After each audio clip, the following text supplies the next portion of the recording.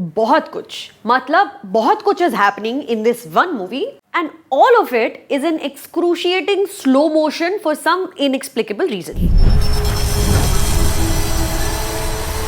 Hey guys, my name is Sucharita, this is Film Companion, you are watching Not a Movie Review and right now I am not going to be reviewing Kalank. नाजायज मोहब्बत का अंजाम अक्सर तबाही होता है.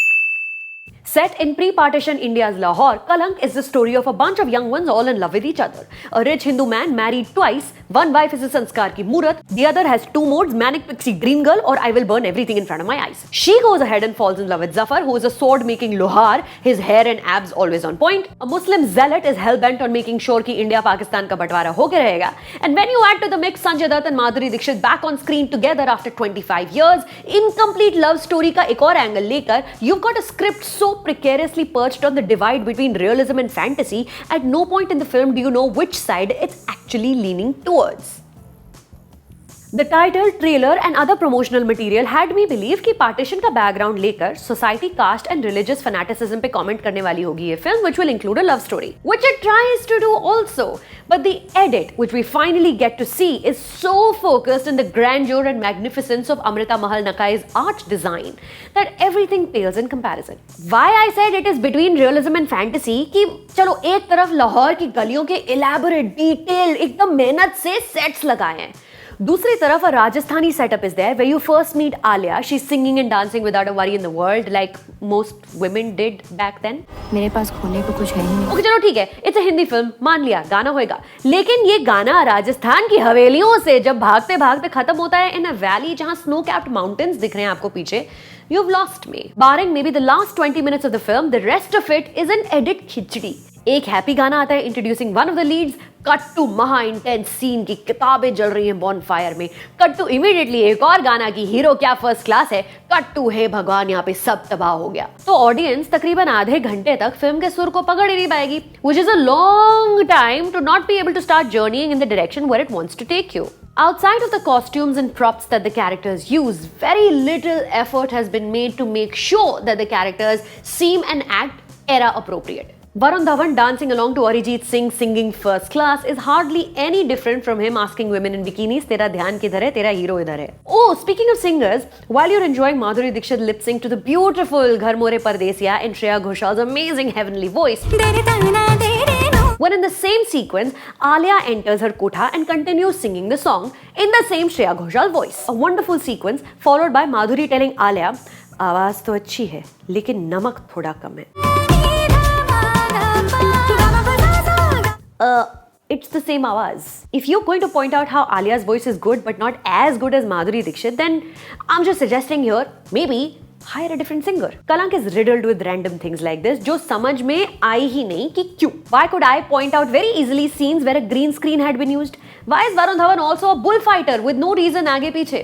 Why in pre-partition India aren't there any white people to be seen literally anywhere? Why after a considerable amount of time does the film decide to reveal that Alia has actually been narrating her story to somebody else all this while? Like, why was that needed? This is not Razi or Titanic. The point of this film is not an untold story is finally being presented to the world like it deserved to be told. Oh, and why must we have an item song to make sure that the two male leads bond with each other over a choreographed dance performance and some chikni kamar? It's titled Kalank, but the director Abhishek Varman doesn't seem to be trying too hard to really have us invested in the illegitimate love story, the Kalank part of it. Fan favorite Varun Dhawan in all his physical glory is trying his damnedest best and probably the hardest in all this cast. A part which required him to display a wide range of emotions that we actually kind of expect of him. He does not disappoint. Not the most likable character, lekin a very, very earnest performance, maze aaye. Oh man, I never thought I'd actually do this to an Alia Bhatt performance. The character written for her is just not enough. It's not in love enough. It's not rebellious enough. It's not destructive enough. It's not delicate enough. It's all there, but surface pe hai upar upar. So it's just not Alia Bhatt enough. Which is also what they've done to Madhuri Dixit. Given her a mysterious intro sequence, but by the time the twist and her actual arc is revealed, you've seen it coming from so far away that only a 2-minute long, uncut, flawless Kathak performance could have made up for it, and well, it did. She's so good. It's criminal that Madhuri Dixit had to just stand around and observe Varun Dhawan and Sanjay Dutt in one very crucial scene. Like they're talking to each other and she's just standing there looking at him, then at him.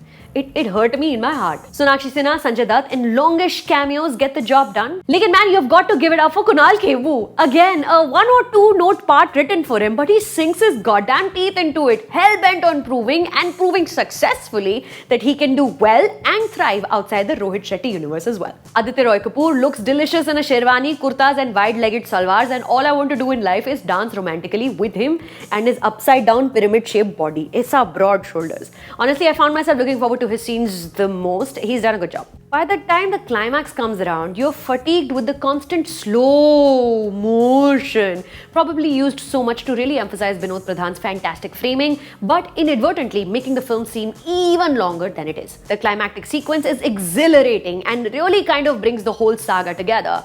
But oh man, it's a very, very tiny reward to have to sit through all the slow motion.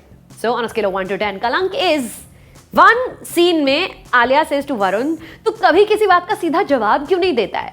Which is a question more to the dialogue writer Hossein Dalal than Varun Dhawan really. अच्छा, film companion पे ना वैसे reviews के अलावा भी बहुत सारी चीजें होती हैं. If you really want to find out all the other things that Film Companion does, go to the website www.filmcompanion.in. You'll find me also there, but just log in.